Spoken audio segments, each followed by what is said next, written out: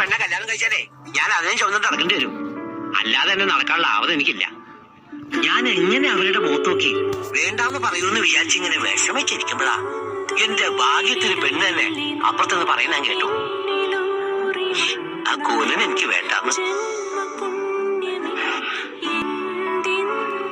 എന്നെക്കാളും വൈകല്യമുള്ള പെണ്ണ് പോലും എന്നെ വേണ്ടാന്ന് പറയണമ്മ. ആ പെണ്ണെ കല്യാണം കഴിച്ചാലേ ഞാൻ അതിനെ ചുമന്നിട്ട് നടക്കേണ്ടി വരും. അല്ലാതെ എന്നെ നടക്കാനുള്ള ആവത് എനിക്കില്ല. ഞാൻ എങ്ങനെ അവരുടെ മുഖത്ത് നോക്കി വേണ്ടാന്ന് പറയൂന്ന് വിചാരിച്ചിങ്ങനെ വിഷമിച്ചിരിക്കുമ്പോഴാ എന്റെ ഭാഗ്യത്തിന് പെണ്ണ് തന്നെ അപ്പുറത്തുനിന്ന് പറയുന്ന ഞാൻ കേട്ടു, ആ കൂലൻ എനിക്ക് വേണ്ടാന്ന്. എന്നെക്കാളും വൈകല്യമുള്ള പെണ്ണ് പോലും എന്നെ വേണ്ടാന്ന് പറയണമ്മ.